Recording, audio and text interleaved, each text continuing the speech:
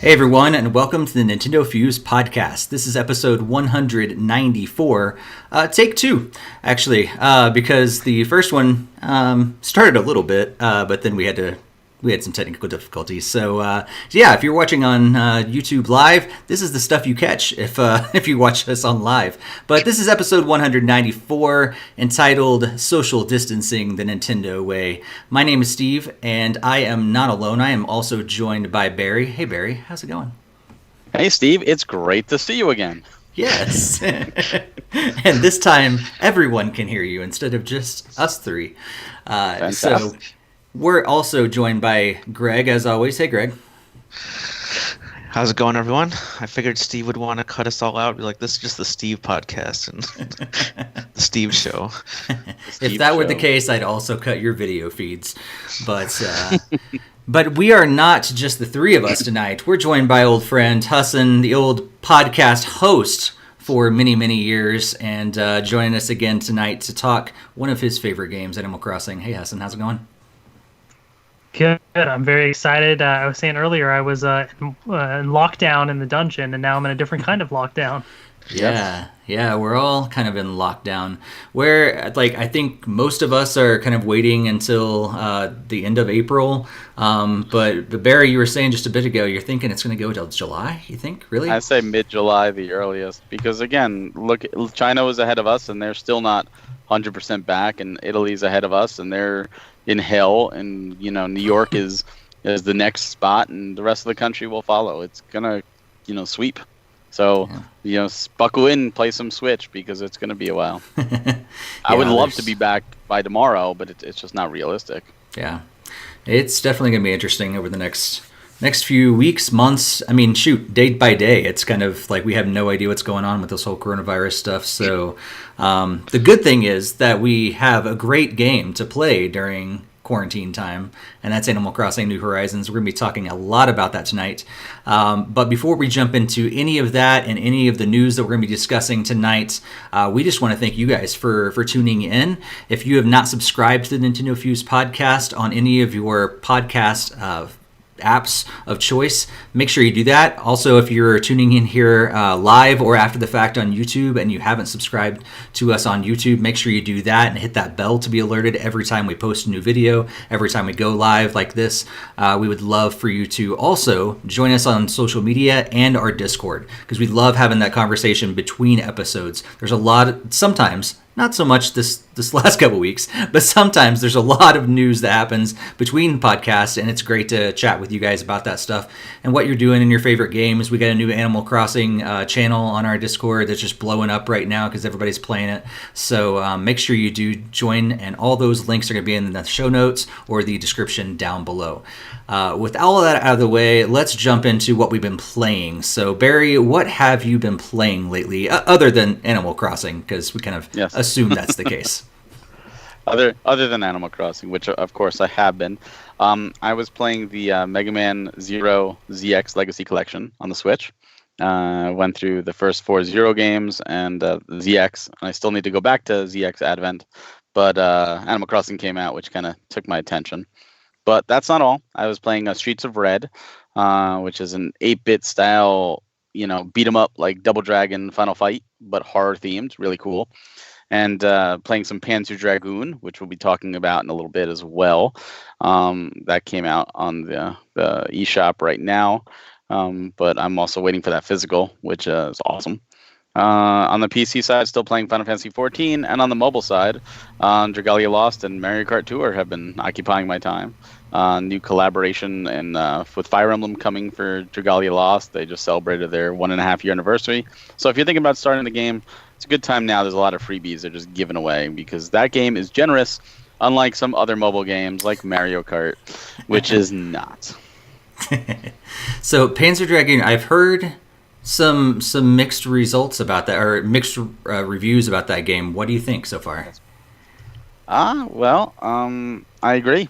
It is the controls do not feel the best, and the aiming feels a little off. It feels sluggish. It definitely feels a little bit delayed. The graphics, I think, are beautiful. The music is nice.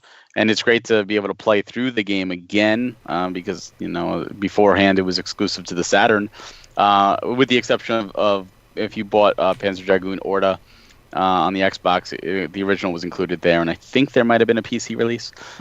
Also the R Zone if you want to go that way.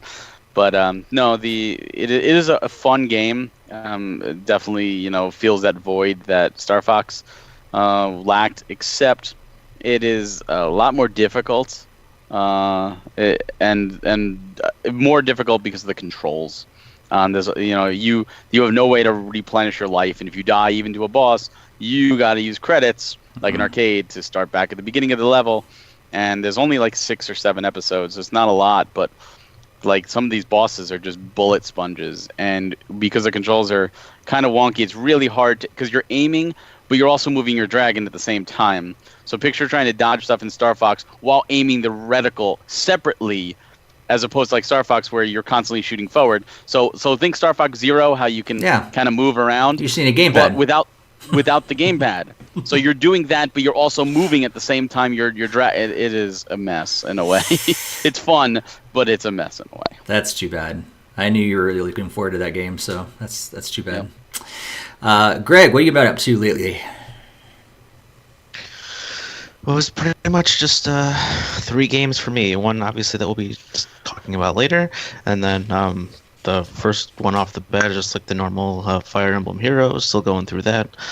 They had like a surprise Fade channel yesterday, but it wasn't anything out of the ordinary. It was pretty much just to celebrate the 30th anniversary of Fire Emblem in general. So there's going to be some special like 8-bit maps that they're going to be adding for some rewards and some like 8-bit accessories of like Marth and Alphonse and stuff like that. So that's been going pretty strong and good so far. And then the other game I had was Super Lucky's Tale. I finished up that one 100%. I got all the hot dogs in the bonus world at the end of the game after you beat the boss and beat all those levels, and that was quite a fun platformer. So definitely recommend it if you're looking for a fun short platformer to play. Mm-hmm.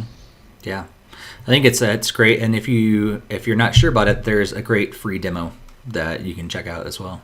I played through that, which is very tempting to get the full game right now. I've been on the fence, so depending on how long we stay in this quarantine, I may end up going back to Torna and maybe end up actually purchasing Super Lucky's Tale. Who knows? We'll see. You definitely need to go back to Torna. If I have all this extra time, I might. Hassan, what have you been up to lately? I was trying to think about it. I think for the most part, it's the one game that we're going to talk about, except for periodically checking in on Fortnite, still keeping up with the game and playing if my cousins get on or some other friends get on. Just they're always adding and updating things, so it makes it fun to keep checking in on it. Cool.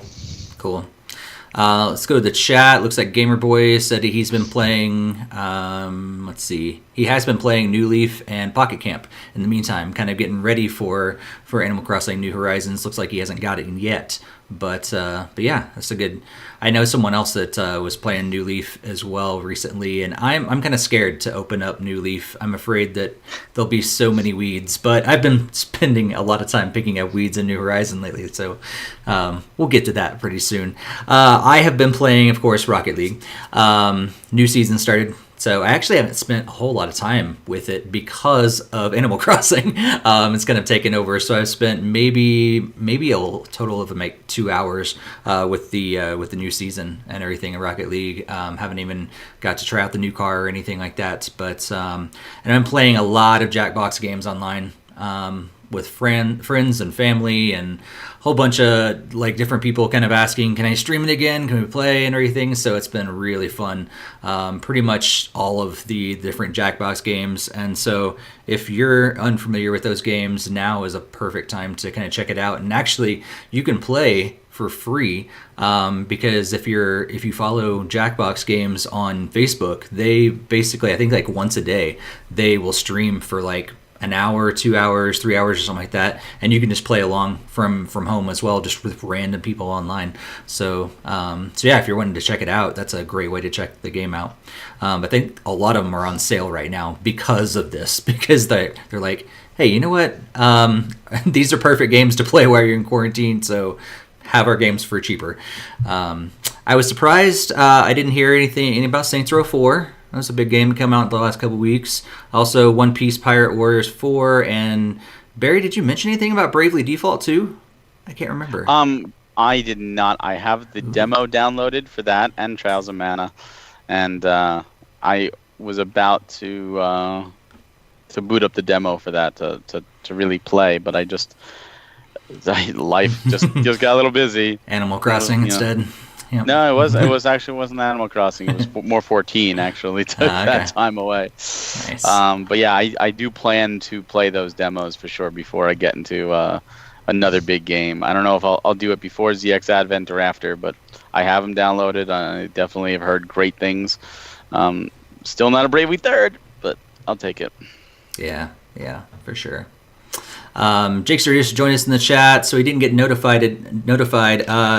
Sometimes YouTube is not that friendly.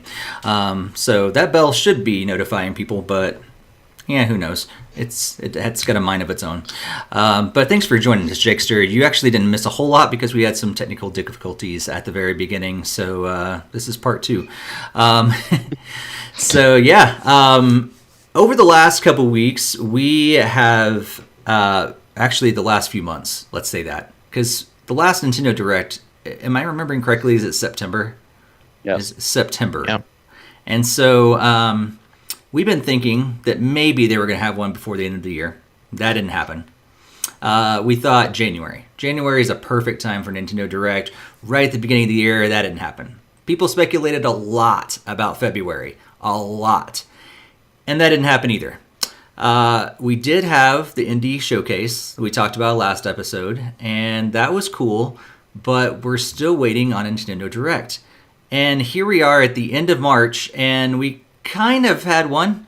We had a Nintendo Direct Mini, and there was a lot of stuff that was shown off, but nothing like really, really big. So I'm going to switch over the screen here, and this is just our little rundown. If you haven't checked out the Nintendo Direct Mini, you can actually check out the full list of all the different announcements and everything on our website, NintendoFuse.com. You're actually seeing it. If you're watching live, you're actually seeing us scroll through it right now. But a lot of different stuff that happened. I'm going to run through all this really, really quickly, so bear with me. And then we're just going to talk about the stuff that kind of stood out to us and our overall opinions. So we started off with Xenoblade Chronicles Definitive Edition, containing a new epilogue called Future Connected, and that's going to be coming out on May 29th. There's also a definitive works set available with a premium hardbound art book. And I know Barry is so thrilled that the Europe and us are getting totally different ones, and so he's going to have to double dip there. Also, Bioshock The Collection coming out on May 29th. Borderlands Legendary Collection, May 29th. XCOM 2 Collection, May 29th. Marvel Ultimate Alliance 3 Shadow of Doom Expansion Pack came out that day. Also, Shinsekai, I can't pronounce that. Into the Depths came out that day. They went over Animal Crossing New Horizons free bunny event, which is going to be happening from April 1st through the 12th, so starting tomorrow. Animal Crossing is also going to get another update in April. Good Job came out that day. Catherine Full Body comes out on July 7th. Ring Fit Adventure is getting a free update with a rhythm game with 17 tracks, a new female voice option, several different language options, and a jogging mode that came out that day. King's Bounty 2 is coming out sometime in 2020. Smash Bros. Ultimate got a new character kind of revealed. We know that it's going to be coming from ARMS, but it's going to be announced later, and that character is going to be available in June. And also, they announced a free game trial of ARMS. So if you haven't tried it out yet, you can from March 26th to April 6th. Again, Bravely Default 2, the demo came out that day. Clubhouse Games 51 Worldwide Classics on June 5th. Ninjala is supposed to come out on May 27th, and that's going to be free to play. Star Wars it's got 2 games coming. Star Wars Jedi Knight, Jedi Academy came out that day, and Star Wars Episode 1 Racer is coming out very soon. Panzer Dragoon, which we talked about already, came out that day. Trials of Mana comes out on April 24th. Fuser comes out in the fall. The Elder Scrolls Blades comes out this spring. Warhammer 40,000 Mechanicus comes out in May. Vigor is going to have a closed beta on April 9th. Burnout Paradise Remasters comes out sometime in 2020. Saints Row 4 Re-Elected came out on March 27th. The Legend of Heroes Trials of Cold Steel had a free demo that day, and the game's going to be launching on June 30th. Mr. Driller Drill Land is coming out on June 25th. Minecraft Dungeons is coming sometime this spring. Pokemon Sword and Shield had a big section there. The first expansion pass, called the Isle of Armor, is coming out at the end of June this year, and they shared some different details about how once you conquer the towers, you're going to be able to get different Gigantamax forms of your Pokemon, new outfit items and hairstyles and all that sort of thing. And you can purchase the pass. If you purchase the pass by August 31st, you're actually going to receive Leon's cap and tights. Also, they said that the expansion pass 2, Crown of Tundra, is going to be coming out in the fall. And finally, Pokemon Sword and Shield said starting today, during max raid battles in the wild area, you're going to have a higher chance of the Gigantamax forms of several different Pokemon that I can't pronounce. That was a lot shared, but let's just talk about our general feelings about this first, before we jump into anything that stood out and stuff like that. So, Greg, let's go to you first. Just general thoughts about the Direct Mini.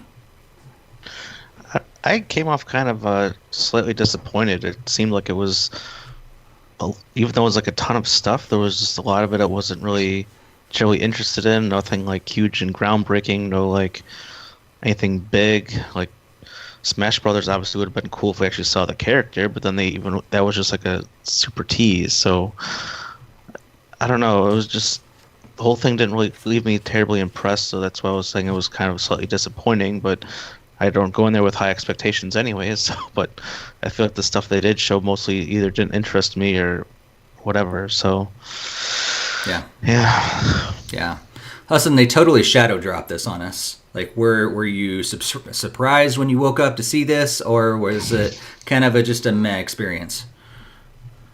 I wasn't super surprised because I know there's been rumors here and there periodically, but there's a couple rumors from some more credible sources that were definitely starting. There was a lot of traction that was happening, and so they were talking about a Nintendo Direct, and then the day came and nothing was coming. So I was like, I have a feeling there might be like a mini that's just thrown out of nowhere, and then that ended up being the case because Nintendo historically, the first part of the year is usually a slower time for their releases, and I kind of figured it would be the same considering we haven't had a Direct and we're at the end of March now.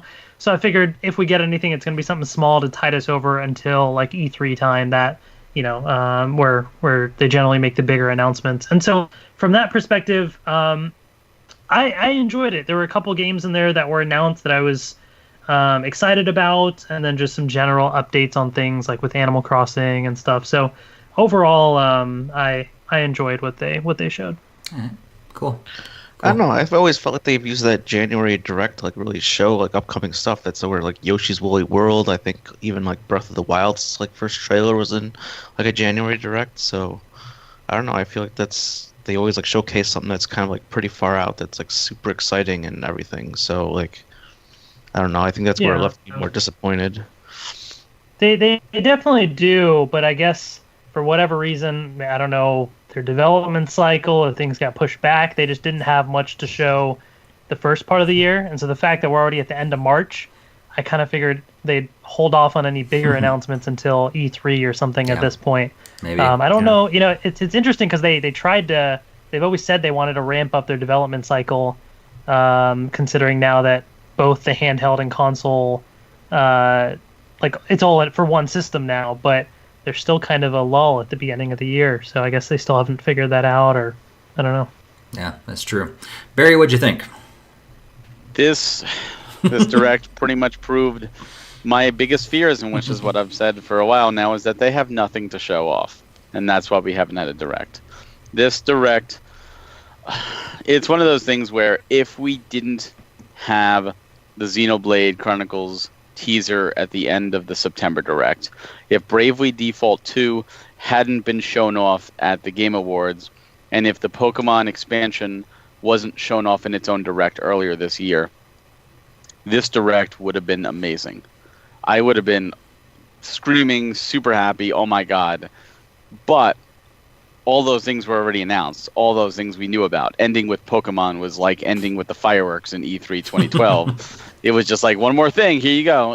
And you didn't really tell us anything new. And we already knew about this. Like, give us something, give us that one last little tease, something. Nope. It was a lot of, there's some great stuff and there's some great surprises. Mm-hmm. Clubhouse Games coming back, that's awesome. And to see some Wii Play stuff and Wii Sports stuff thrown in there, awesome. I look forward to playing that. But I think the biggest takeaway for me is the fact that EA is actually giving us a Burnout game. And that was just thrown in the montage. Like, whoa, hold on. We're getting support from EA? What the heck's going on here? There's a lot of great games coming. And there's a lot of great games shown off. I mean, the 2K thing was cool, too. Not very happy with the physical way they're handling it, but still great to see. And as you alluded to, and for anybody that also happens to listen to the Switch Mania Playcast, you would know I went on a pretty big rant in our last episode that went up Saturday against Nintendo of America over the collector's editions for Xenoblade Chronicles. Especially considering it's the exact same price as the European version. So the European version is getting a vinyl soundtrack and a steelbook for the same price as us when we're just getting the art book. Because they're getting the art book too. And it's just like, really? Come on. It's just a slap in the face. It really is. And it anger me so much. Damn you, Nintendo of America. You've always angered me. Yeah. I think like you guys have said, I mean, it wasn't over the top at all, or even close to it. And it does kind of, I was, I think, optimistic that you were wrong, Barry, that Nintendo's just been holding back, but I really am thinking that you're right. They don't have a whole lot to show off right now. And Jakester mentioned in the chat that they did say at the very beginning of this that all of these release dates are not necessarily concrete because of the coronavirus stuff going on. So some of them could be pushed back, which is kind of unfortunate. But yeah, it's, I'm still holding on to a little bit of hope, but this definitely took it down quite a bit in the level of hope that I have been having for a while. So looks like in the chat, a lot of people, they weren't really interested, weren't really excited as well. Jake's saying that they kind of ended it with Pokemon, or really killed the whole thing. Like you were saying, Barry, I agree. It almost kind of seems like maybe they should have ended with the 2K stuff or something like that. Some sort of surprise kind of thing. Like, there's been rumors that they might have been bringing those over, but something like that would have been like, oh, cool. Instead of, just more information about something that we know, which is what they've been doing about Pokemon Sword and Shield the whole time. So it didn't surprise me, but still, it was kind of, that wasn't that big moment at the end that we usually like to have, especially when they kind of like, oh, we've got one more thing to talk about, and you're like, oh, what could it be? Finally, a Metroid or something. No, it's more Pokemon Sword and Shield, and mostly stuff that we knew already. So this would have been a perfect time for them to be Metroid Prime Trilogy coming out and dropping now or something like that. But I think you're right. I think the fact that they started with Xenoblade, which looks amazing, and then they went right into the 2K, and for players who haven't played those games, that's a big win. I mean, it's not, oh my God, it's older games. Yes, you're absolutely right. But it's a big win. It's great to see 2K bring some of their flagship titles to the Switch. It's great to be able to play some of these portably. That was a huge surprise. That set me up like, all right, this is a 30-minute mini direct, and we're already banging. Let's go. And it really just fell downhill from there. And really, I don't know. There's such a thing as pacing, and they didn't pace. Usually they open with something big, close with something big, have something big in the middle, which they did in their eyes, but I don't think the Pokemon DLC is as big as they think it is. And maybe it's because Pokemon sold really well, and I really enjoyed Sword and Shield. But that being said, they didn't tell us anything really new that we didn't get from that Pokemon Direct. Like, oh, we got Leon's outfit. Oh wow, that warrants the final piece. Yeah, I don't know. I just felt like the information was redundant, and when I saw it, I actively groaned. Like, I don't usually groan when I watch a Nintendo Direct, and when it's like, one last thing, the Pokemon expansions. Oh God, really? I know. I was like really tempted just to turn it off as soon as it was Pokemon expansion. I was like, are they not going to pull like another? Oh, one more thing? Like, right. Well, maybe there's still some stuff that can come out. Maybe they're just going to wait for E3. Who knows? But let's talk about the stuff that did stand out to us. The things that actually were exciting. Things that really grabbed our attention. Hassan, let's go to you first. What kind of grabbed your attention? Things that really did excite you. So, well, it was nice to just get some more details on the Animal Crossing update. So, kind of, knew that was on the horizon. So, figured that would horizon. They'd talk about it. But beyond that, speaking of just game updates, I was not expecting them to update Ring Fit Adventure and add in kind of like a little rhythm game thing, which I love, rhythm games, and so I haven't gotten a chance to try that yet. But the fact that it's got like music from Splatoon and Zelda and Wii Fit medley and stuff like that, I think that's really, really cool. So I'm glad that they're updating games like that. There was that game called Good Job that released that actually looked kind of interesting. I haven't gotten it yet just because of Animal Crossing, and I knew I wouldn't play it yet. But it's a game I'll probably visit in the next couple weeks and try out, because that actually looked kind of fun. So that was a surprise little shadow drop title there. I'm excited about Clubhouse Games. That looks really good. There's just all the new games that they added. I mean, it looks like a lot of fun. I like how you can use the touchscreen on the Switch for certain things, but then also all the multiplayer capabilities. And you can even I saw something where I guess other people that don't have the game can do a free download to kind of like the old DS download play type thing, so that they can play for some of those mini games. I'm so excited to hear that, Hassan, because I didn't see that, and I was like, what? But what? I don't want to buy a game twice. So that's great. Yeah. I wish they would do that like more often for sure. But I'm glad that they're doing it for this. Ninjala looked mildly interesting, at least the concept of it, but it's free to play, so might as well try that out. That sort of style, very like Splatoon-esque vibes in the artistic style, so that was interesting. Just looking at the list here, Star Wars Episode 1 Racer coming to Switch, so that's fun. I remember playing that on the N64. So yeah, I mean, nothing like mind-blowing with like reveals and things, but a few things that I know Animal Crossing is going to consume my life for weeks to come, but a few other things that will keep me going until E3 and when some of the other bigger stuff comes on the way. So yeah, for sure. Barry, what stood out to you? Well, obviously Xenoblade Chronicles, for sure, and Bravely Default 2, Burnout, Paradise. The Jakester mentioned in the chat, Catherine. It's nice to see that come. The Good Job was interesting. Good Job was one of those I wasn't sure about at the start, but I kind of got the vibe for it. But I'm hoping it gets physical. It probably won't get physical, so I probably won't touch it. Panzer Dragoon, was super excited to see that, and I'm still happy for it. I just hope it gets patched and fixed a little. I'm trying to think. Ninjala looked interesting. I might give it a shot, but always the free-to-play things worry me. I've tried a couple of the free-to-play games that they've put out. Dauntless was not that great.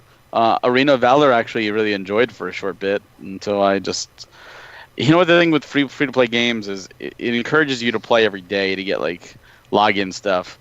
And if you fall off the bandwagon, you usually don't get back on. Mm-hmm. So that kind of worries me a little bit. Yeah, I mean, it was nice to see Legend of Heroes Trails of Cold Steel 3 in a Nintendo Direct. I wasn't sure if they would even acknowledge that game. That game is amazing, absolutely amazing. I highly recommend it.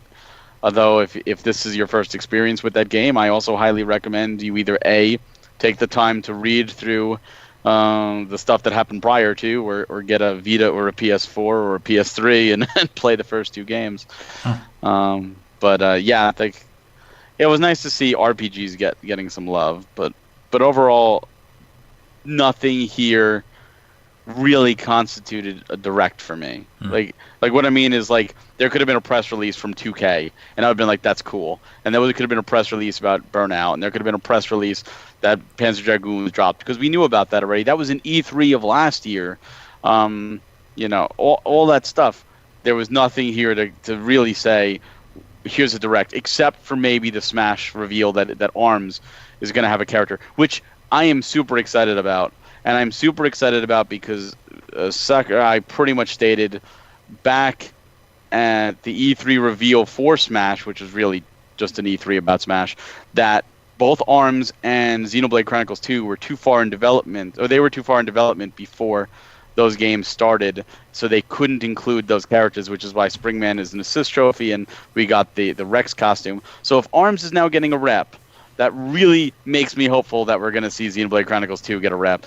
And I think that it's almost a shoo-in at this point because of what he stated about how they wanted to, but they couldn't at this time because it was too far in development. Mm-hmm. So I really think we're going to get that. And that excites me so much because I've just been waiting for it. And I've been debating with this ARMS character, and I've had conversations with people. And I really think this is going to be like a universal character. I really think it's going to be like Koopa Kid is all the Bowser, Koopa Kids, and Hero has 4 different heroes. I think this could be 8, or maybe even breaking the mold in all 15 characters. And maybe they're going to do something with Springman and change him up to make sure he's a different character. He's Springman unless Springman is in play, then he's someone else. So even if you have an 8-man brawl, you have 8 different fighters or 8 different ARMS characters, then the assist trophy could be 9 to 15 because there's other. So I think this has huge potential, because if you think about it, the ARMS characters are very, very similar. Yeah, they've got little specials depending on when they block, but it's not enough. Like, they can make almost like generic ARMS character and just you pick your favorite.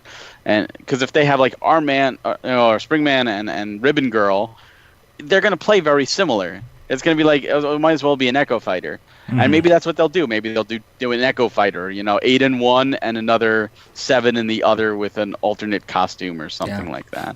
Or maybe that other costume will be a Tellero Boxer from Virtual Boy as a really nice little throwback or something. Yeah, hold your breath on that one. I gotta be hopeful. But yeah, because it's been a while since I played ARMS, but there are like 3 or 4 characters that are basically the same, right? Springman, Urban Girl, Ninja. What's the Ninja one called? Ninjara, I think. Ninjara, something like that. So yeah, I feel like a lot of them have very similar. I mean, clearly they are all like extending their arms, but I feel like there could be some that could easily switch out. Yeah. And Barry, to your point, Springtron could be a good replacement. I think there's like the evil Springman or whatever for the assist trophy, so they could just do that and then throw Springman and all the other characters as the one character. It's a good thought. What's interesting is we've always had this thing where assist trophies can't be fighters in the same game, and people wondered if spirits were negating it, because there's no spirit that has actually been a fighter. this could be the breaking point. This, because there's like 5 different arms spirits, so this could be the, hey, spirits don't negate a fighter. And I hope not, because that would really limit who they could use with so many spirits already in the game. But yeah, I'm excited for it. Yeah, for sure.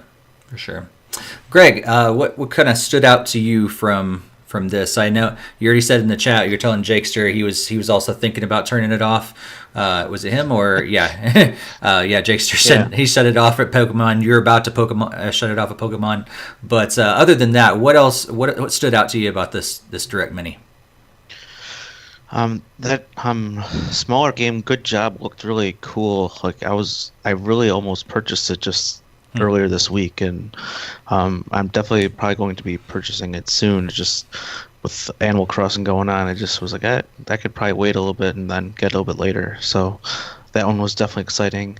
The Ring Fit Adventure update really almost got me to actually start playing it. I did get it for Christmas. I haven't fired it up yet to try it out, but that certainly made it much more intriguing to try to do that, and especially as we're not supposed to really be going outside to exercise, I was like, that'd be a good way to have a little bit of fun playing Switch inside and count as a little bit of exercise, I guess. At least a little bit of motion. A lot of exercise. That thing will get you working out. Yep. So then definitely Bravely Default 2. Definitely looking forward to that. It was really cool to see it. I downloaded the demo. I didn't open it up yet though, but I definitely made sure to get that, to have that ready to go. The 51 worldwide games did seem kind of interesting. I might check it out. It depends on how that goes. For the 2K games, I wasn't sure. I might need to see some more trailers on some of those games. I know they've all been very popular games, like the BioShock and Borderlands. I know those were super popular, but I don't really know next to nothing about them. So I might be taking a look into those. And I think the only last one of note is the Catherine Full Body. That seems like it'd be. I've heard a lot of good things about that on other consoles, and since I really like puzzle adventure games, that seems right up my alley to give that a shot. So that's pretty much up for me. Cool.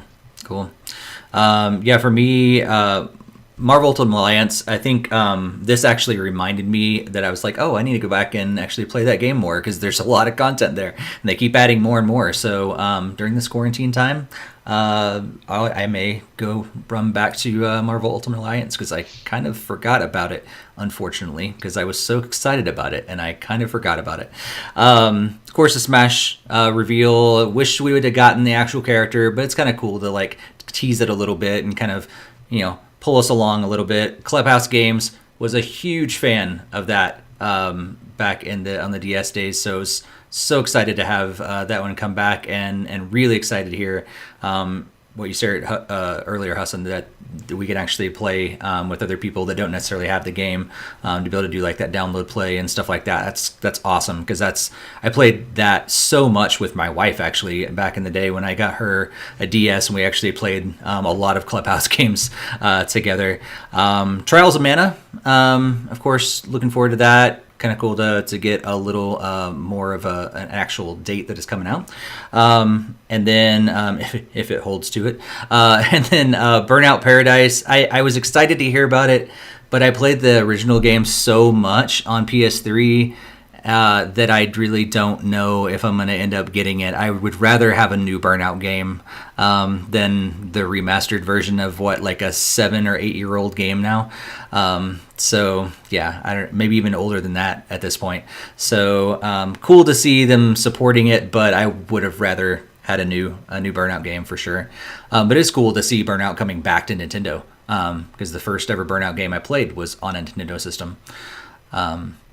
One of the other things that I wanted to hit before we wrapped up was that I saw, and I posted this in our Discord, that there's going to be some significant downloads for the 2K games that are coming out. So I think BioShock and Borderlands, they're like have gigantic downloads, and just want to kind of get your guys' thoughts on that. Barry, I know you got some thoughts on this. What are you thinking about this?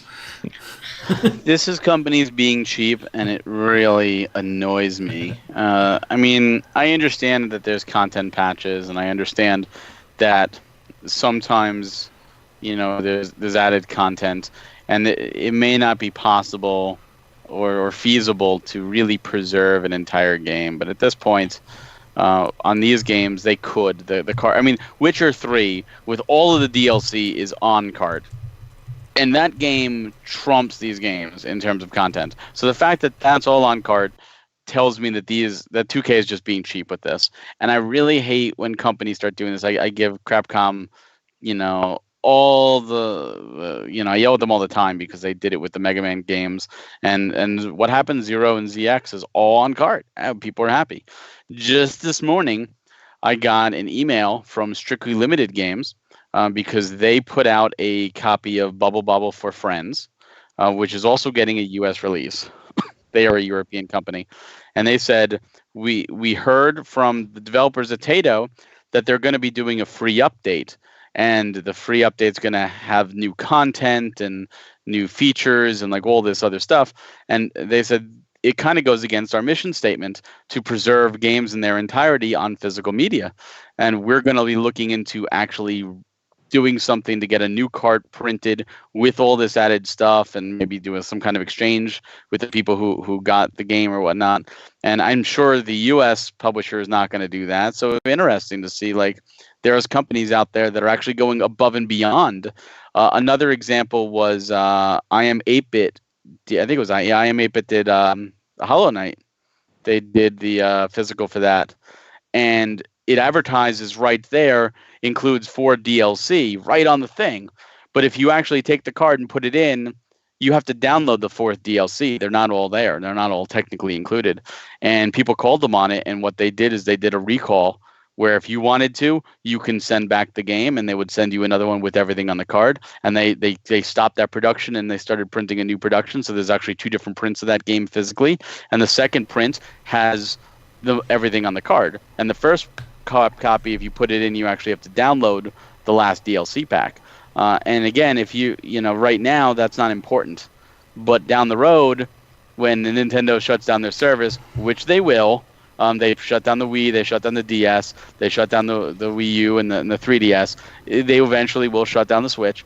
Those games will not be playable unless you've previously downloaded them. And yeah, at least those games are on other systems, but still, it's really distasteful. If you're going to spend the same amount of price, you should get the full game. So that pisses me off. Being calm about it, but that pisses me off. Yeah, I felt like I needed to give you a place to air your grievances about this. Either you or Hassan, Greg, either you guys got any thoughts about this? Nothing specifically. I think Barry kind of covered it. It doesn't really affect me much, but I get where he's coming from, and I understand for people that want to collect the physical games, like it's not fair to not have the game actually physically because it kind of defeats the purpose. Mm-hmm. Yeah, I mean, I know Barry's our resident super supportive physical, but I mean, even then, I've been getting some more games physically just because of like how large some of these games are and how quickly that SD card fills up. So, I mean, it even kind of slightly angers me that like, oh, you're going to buy a game and then they're going to cheap out and give you like a 4 gigabyte card and then have a 16 download gigs of data. It's like, not only is it a separation of the game, but it's like you also still have to use up all the space like on your system just because they were too cheap to print it all on the card. So yeah, that's definitely eye-opening in that regard, and that definitely is what Barry was saying. They're just in it for the money. They want to print the smallest type of card and don't really care if the end user has to download like more than like 3 times what the game sizes on the card.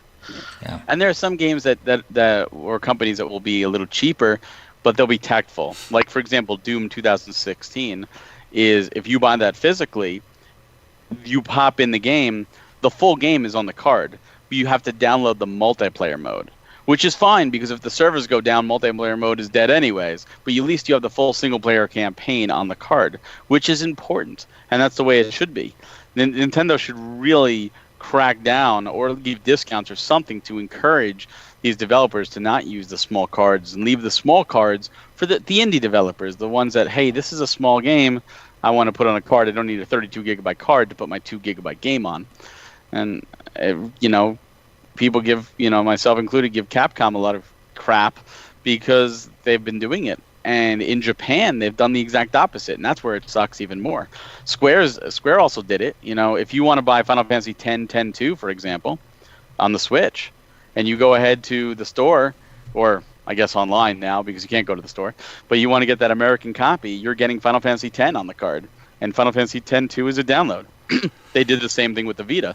But if you get the Asian English release, everything's on the card. Both 10 and 10-2 are on the card, and it's fully in English. And it's like, wait a minute, what? Why can you do one and not the other? It's the same game. And it's eye-opening. It's really how cheap they want to be. Yeah. Well, let's move on to something a little happier, like Animal Crossing, New Horizons. That's right. We've been playing a lot of Animal Crossing New Horizons. I'm interested to see how much, because I know where Greg and I are. We're basically about the same spot. I think he's just slightly ahead of me in terms of pace. But I want to know who is farther along, Hassan or Barry, because I have a feeling that both of you have over 100 hours in the game already. So, Hassan, how far are you along? Like, do you have an idea how many hours you spent in it so far? My Switch says over 40 hours, but that's not counting, I think, what was done today. So probably add another like 2 hours at least onto that probably. Okay. So yeah. Okay. That's about, which for me is a good chunk. Like I've played like Smash Brothers for 55 hours, I think it said, and maybe Mario Kart's in that range or something too. So to already in like, it's only been out for how long now? Like almost not even 2 weeks yet or whatever, and to play, 40 hours, that's a lot for me. Yeah. Okay. Barry, do you get a tally yet? I don't know the exact time, but I can tell you right now, that time is inaccurate. And the reason for that is there have been a couple nights where we've had meteor showers.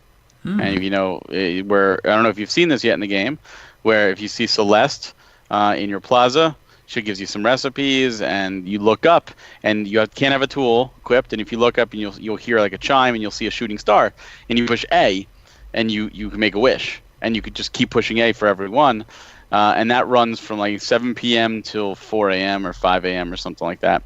And the next day you'll find star fragments on the beach, and you could use those to make exclusive items. It's really cool. But obviously it's not constant, and it comes sporadically. So what I've been using, and there's a little cheat, everyone can use this, the wonderful Demon X Machina, the Joy-Cons that I use all the time anyways because they're bigger and they're nicer and they fit my hands better than the Joy-Cons, have a wonderful little turbo feature. So if you think back to the NES and the Super Nintendo days when you used to rubber band that instead of you rubber band that turbo button and you leave it and go. So that's what I did. I rubber banded the A button looking up, and it was just pressing for hours, and I went to bed. And I woke up in the morning and it's like, oh, cool, there we go. Nice. So yeah, it's one of those things where my time isn't really accurate because I don't count that as actually playing it because I was sleeping. Okay, fair enough. I'm glad to hear that I didn't hear that you're not time jumping, but no, I refuse to. I'm playing every day legit. Every day is every day. As much as I want to time jump and get advanced. And what's funny is my wife started the same day, and like she's got the Able sisters, but I don't. Even though they visited both our islands 3 times, they gave her like, oh, here's the permanent. For me, it's like, no. We'll see you next time. Like, what? No. Nice. So nothing's consistent. It's all random. Yeah. So progression is very random. Yeah, for sure. Greg, this is the first time you played Animal Crossing, isn't it? Sure is. Yeah. Wow. So what do you think so far? So I wanted to get on a little soapbox, at least on one particular part of it, because fair enough. Let's go. The main thing that I was trying to describe to someone how they never played Animal Crossing either, and basically my description out of it came as Breath of the Wild without the excessive map and combat, which I feel is very representative because it's just like cooking and doing all the other like fishing and all the day-to-day things that you also can do in that game. But then which leads me to the main point is everyone complains about the weapons breaking in Breath of the Wild, but no one complains about how often these damn tools break. Like, I will. Oh, It's on my list. complain. It's on my list. I complain. Trust me. Yeah. The gold weapons can break. That annoys me. Yeah. Yeah, that bugs me. I was like, okay, if anything, maybe I grind through and get the gold weapons, and then we're good. But apparently those break, and then I was really mad. Yeah. Not cool. So, sir, we're with you, Greg. The thing We're is with that you. that wasn't how it used to be in previous games, Greg. So Right. this is the first time that the weapons break in this Animal Crossing game, and that's one of the downsides.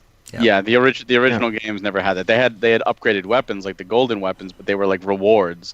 You got all the museum things and the little fossils, and you got like the golden shovel or something like that. Mhm. And it was more status. It was like the golden pieces of Mario Kart. Yeah. But in this game, this is all new. Yeah. okay, because like just chop it down a tree and then like whoop, the axe breaks. Like, wait, I need one more swing and the damn tree goes down. Like, Yeah. I have to like go run across the village to go get another axe. It's like, Yeah. Yep. and then also like the storage wars. You like the pocket is like not big enough to hold everything that you need. Wait, have you upgraded your pocket?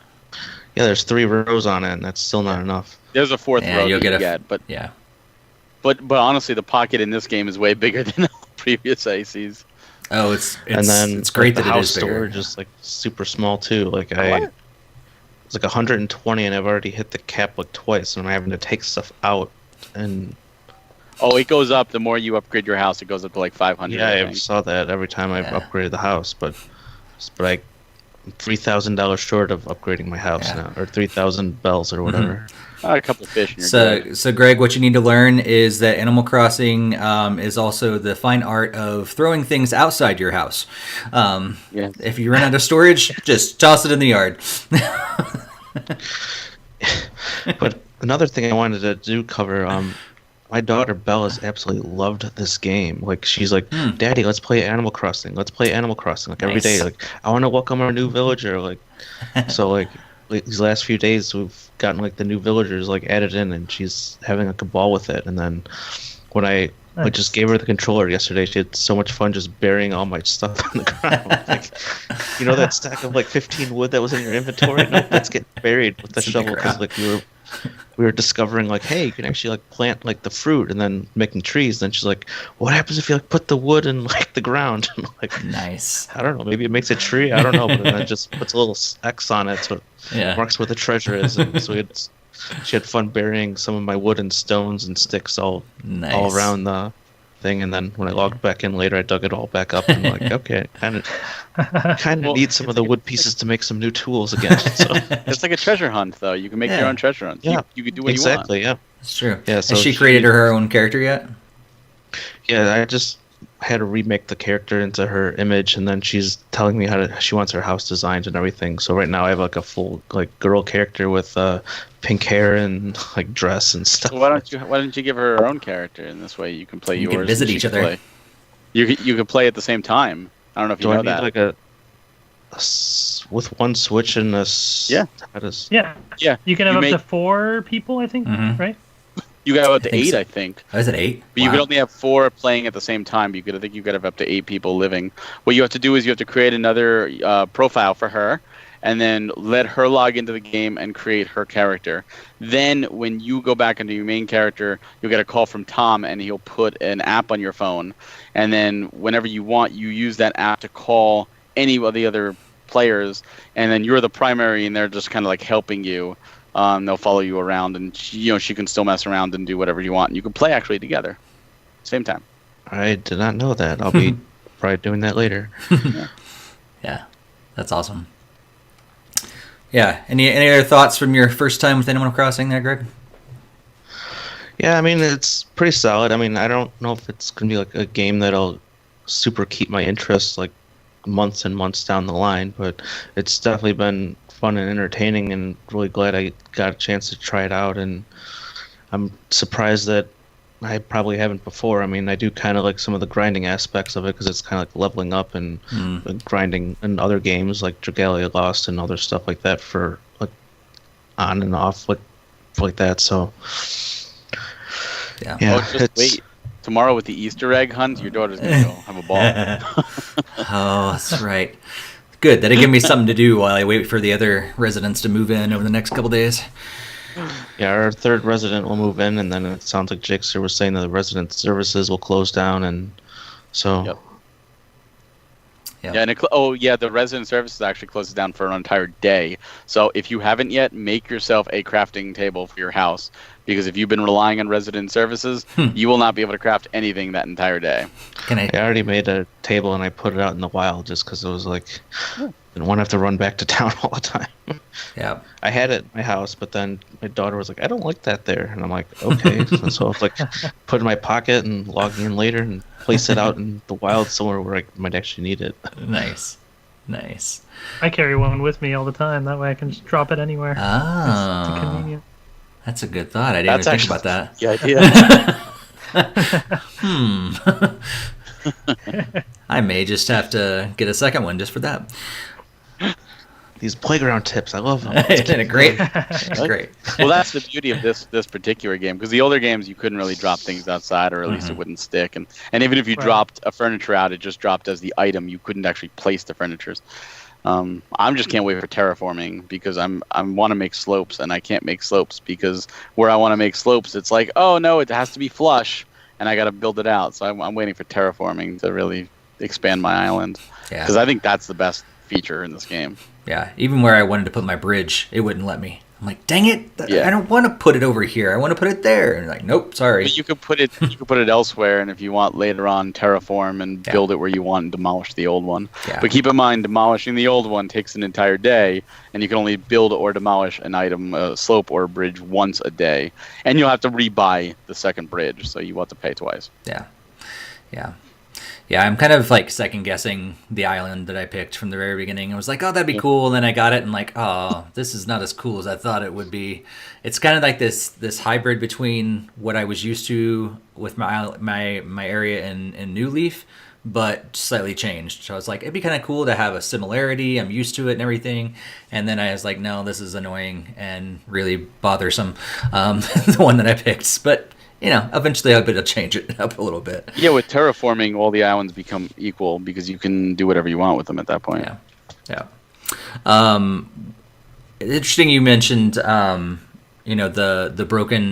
breaking tools and everything. That was one of the things that I kind of did not, or not kind of, I don't like at all. I don't like, especially even like you said it, even if you get the golden tools, like they still break, and that's really annoying. And having to go back and craft all the time, having to go back and do all the DIY stuff. Like I get the idea of it. It's cool, but it's like they have to force it upon you the whole time. It's like it becomes like the crux of the whole game, and I'm like, it would have been cool to like do some of that, but not all the time. I feel like I'm always crafting, always building things, and things still cost just as much, but I have to go and make it myself now, instead of like, and I can go buy some of those things, but I just feel like I'm always making things and always making things. Hudson, what do you think? Being a huge fan of Animal Crossing, is the DIY stuff all it's cracked up to be, or what do you think about it? So that's definitely something that I was cautious about, because I like the idea of like crafting things. I was like, I don't know, like it depends on how they do it. In general, I like the concept of it and being able to craft furniture, customize it. Like the way they did it is kind of fun, but I do agree that there could be better ways of implementing some of these features. And so I feel like this is like the story of Animal Crossing. It's like having to jump through menus and having to jump through all, like it's never super streamlined, and each game is better. Like this game compared to the previous one is so much better in many ways in terms of streamlining a lot of things. But even then, like crafting, for example, having to have the materials with you. Why can't you just dip into like the storage that I have so that I don't always have to fill up half my slots with tools and crafting materials, you know? Mm-hmm. So like stuff like that like little quality of life improvements that would go such a long way. It doesn't necessarily like super hinder my enjoyment of the game. It's just kind of frustrating because, you know, you just kind of have to like constantly go back and forth and add some extra time to take some of this stuff into consideration. Yeah. So. Yeah, I feel like that's the case with so many things. Like I really do have a list here of like critiques that I have, and most of them are so small, like tiny little minute things that I'm like, why don't they just tweak it like a little bit? Like the fact that you can donate multiple things at a time, which is fantastic. You can get multiple fossils evaluated or assessed at the same time. But when you get multiple fossils assessed, they won't prompt you to go ahead and donate them right away. It only happens when you donate one, or when you get one assessed. Why? I don't know. Just because Blathers is his own person, or his own owl, and wants to do his own thing. And then like also no touchscreen control is kind of annoying. Especially when you're like used to the DS 3DS games, and like all of a sudden like you're like, what? I'm playing on the go. Like this game got me to play my Switch on the go more often. Even sitting around my house, I'll pull out my Switch and like play it in handheld mode because I like playing Animal Crossing in handheld. But like, why can't I touch the screen to move things around? Like, why not? Like, why did they leave that out? So like just little things like that. And then I was just really upset. Like, I think that upgrading to actually create the shop to go from 24 hours down to closing at 10 was kind of annoying. But then also I want Animal Crossing with a 360-degree camera all the time. Like, not just in my house. Like, I want to be able to rotate around. There's so often that I get a tree in my way. I can't see my bobber or whatever else. I want to be able to rotate that camera around all the time. And that, like, just little tweaks, right? Like, that's all it is. Like, little things like that would make the game. I guess they got to hold back for whatever they put out next. But that's my biggest thing is like this little, like, other than the crafting and the tools breaking, it's like small things that I wish they'd just make a little better. But yeah. I feel like they've revised a lot of old things, but it's like a lot of the new stuff they've introduced. They didn't go 100% of the way there, you know. Yeah. And I'm like bothered that there's loading times when you're walking from room to room in your house. Like, why? Oh yeah. Like, I can walk around the entire island with no load times, and all of a sudden I walk from my living room to my bathroom, and all of a sudden I've got a load. Like, what's the deal with that? Like, that's dumb. And it's not that quick either. Like, it should be like, even if it like fades to black and fades back up. Okay, I get it. But it's like, like that takes a while. Have you played online? Not yet. Because we were talking about load times. Really? Oh no. Inviting someone over to your island, save a good like 3-4 minutes at least, just for the whole process and animation and everything. I went over to someone's island and they had 8 people, like full people, come over. As soon as you get there, you're stuck waiting another like 3-4 minutes for someone else to come. Oh, another 3-4 minutes. 3-4 minutes. Oh, someone's leaving. Okay, crap. Okay, you gotta wait. Oh, another 3-4 minutes. Someone else is coming. So like 20 minutes later, we're like all finally there and like can actually do stuff. It's like, come on, you know. Oh, that's unfortunate. Yeah. Wow. Yeah, I haven't got a chance to play online yet. I've of course visited the other islands and stuff like that. But yeah, I haven't went online yet. I'm just kind of holding off on that, and it sounds like I need to continue holding off on that. It works well. It's just the load time. Like once you're there, it's great. But okay. It's just getting to the island. Yeah. That's good. Barry, anything that kind of, as we was going to continue on the critiques and the downsides of Animal Crossing New Horizons, anything that we haven't mentioned yet? A lot of the stuff you said I echo. I mean, I don't mind the terrible loading getting to an island. I think it's kind of cute when you see like the flight board and all that, who's coming over. But I do agree, like, when you're there, someone's leaving, got to stop. Even on your own island, someone's leaving, got to stop. Doing what I'm doing, watch them go. And like That I agree with. Moving between rooms to your house, it never was that long. Yeah, loading was super quick on the GameCube. It was no big deal, and now it's like I don't even want to go to any other room because of it. Right. And it's so weird. Just give me a big, gigantic room. That's all I need. I was really shocked about the shop thing closing down early, and I know you can still drop things off to sell, but I think you sell them 80%. cheaper. Yeah, you get 80%, and I hate when you upgrade and it's really a downgrade. I mean, it's an upgrade in the sense that you get stuff that you can buy, but it's a downgrade in terms of hours, especially for people who only can play late at night. Right. I think I do wish if something happens that they stay open later, but I don't think there is anything, at least at this point. That is probably the biggest gripes I have. But there's some really cool highs, like the amiibo cards are fantastic. They are really fantastic. If none of you have used them yet, it takes three trips, so 3 days to get the villager you want. But if you have the cards, it's literally like catalog shopping. It's like, which villager do I want? That one. And what they'll do is they'll ask you to make something for them. And if you, it's usually something simple. But if you don't have the recipe, they'll actually give you the recipe. And I've found collecting recipes to be a lot of fun. I've noticed that it's different depending on which villager you get. Like the first 3 villagers where you go to like the random islands to grab, the stuff that I was given by Tom to craft for them is different than what my wife had. So we have completely different recipes. I'm like, oh, that's kind of cool. Just the hunting for fish and the hunting for bugs is something I've always enjoyed. So I'm glad to see that back.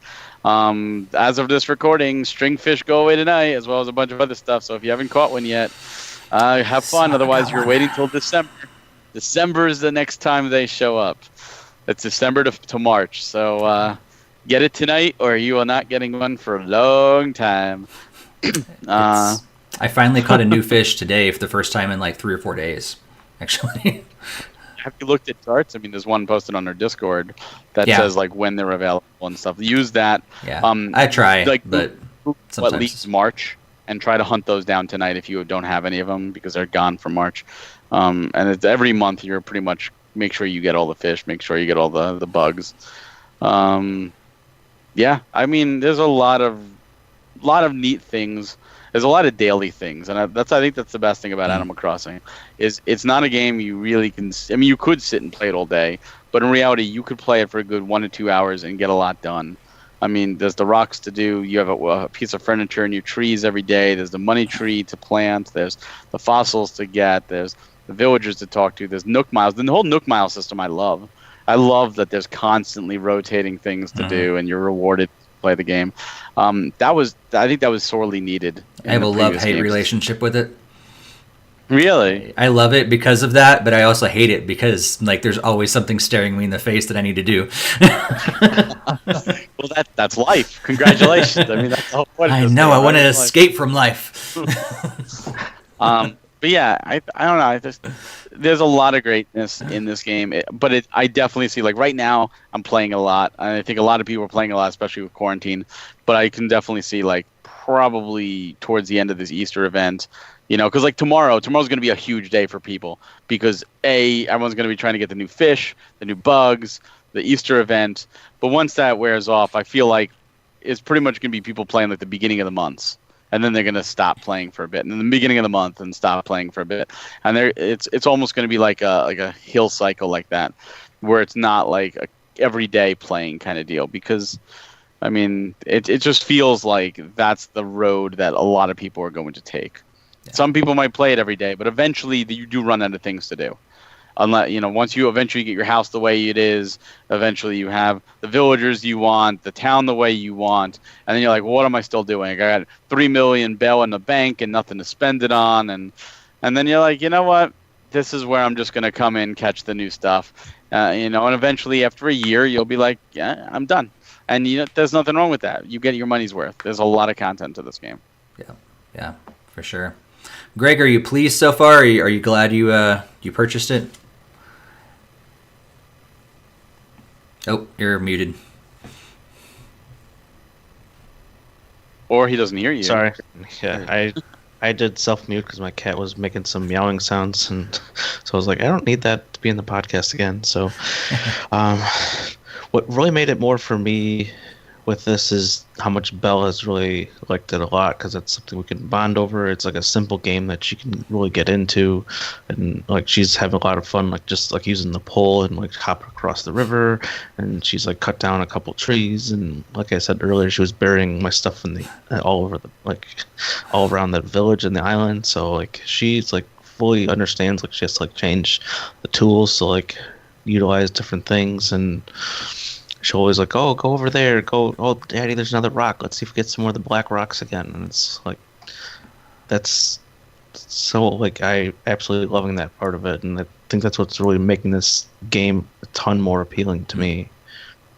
That's cool. But after what Barry said about having her have her own character on the screen, that's might be even more of a huge game changer. So Absolutely. And you can still have people over like that too. Like you can, I believe you can still have people over while playing with 2 players. Yeah, I think that's cool. I think what really, and we talked about this kind of ahead of time, is that single player game, but it really does have that expanded multiplayer option with local and online, and that's really cool. Even if you do have to wait for a long time for you to actually get connected, and I love even like the little tweaks they made with like the fruit. That actually means something now when you eat a piece of fruit. Before, Greg, when you ate a piece of fruit, it was nothing. You just got a little animated thing. And did it actually animate eating it? I can't remember. You could even eat them. I don't even think it did that. Yeah, you could eat them. But it didn't do anything. You're it, basically just throwing away money. Right. He did a little animation of him eating it, but then that was it. Yeah. So now you actually getting like more energy is cool, except when you forget. And I've chopped down a tree before, and I have broken a rock before, forgetting that I had like one, energy or whatever still left, and it was kind of annoying. Did you see how to get rid of the energy? Get rid of energy? Oh, yeah. I just got my first toilet today. Yeah. I haven't gotten one yet, but I saw the video. I was like, that is genius. That's so great. Yeah. Yeah, I actually no one of my other I got a shower, no toilet. Yeah, my resident, one of the other residents actually, Tank, gave me one as a housewarming gift for my first room on my house. I was like, sweet, I get a toilet. Hey, that's actually a practical gift. You need a toilet. Nice. I've gone so many weeks without a toilet is beyond me. Well, there's the outside. Yeah, it's your resident. Take care. Yeah, I guess all the toilet paper is scarce anyway, so what do you need a toilet for, right? Exactly. You just draft it. Get some weeds. I'm surprised that there's not like a wooden toilet that I do yet. I still think it's it's funny. Like it slightly annoys me still that you catch like tires and rocks in the water and they look like fish. So it's just like, oh, you stupid tire, you stupid can. At least you get recipes from. That is true. You can do something with them now, which is cool. Like before, it was just annoying that you got it and you had to get rid of it, and you couldn't even sell it before either. Like the trick. It was like a junkyard. The trick to doing it was if you included it with something else that they would buy, they'd accept it too. Yeah. But if you try to sell it by itself, now you can actually sell that stuff, which is cool. And you can build stuff with it. So it's not totally annoying, but it still is slightly annoying when I was like, oh, that was going to be a really good fish, and it's another tire. I also like how there's stages with the recipes. Like you catch a tire, you get a recipe. But then when you catch 3 tires, you get another recipe. And if you catch enough junk, you get a new recipe. And like I like that. I like that I feel like every day you're constantly getting new recipes from the balloons or the bottles or anything. It's constantly improving. Yeah. And the more recipes you get, the more things you can make. Yeah. I also don't know if you guys are going to Nook shopping in the ATM because there's different goods every day. That are exclusive that day. Yeah, and Mine's is it the same every day except for the fence options? Oh no! Not the miles. The ATM.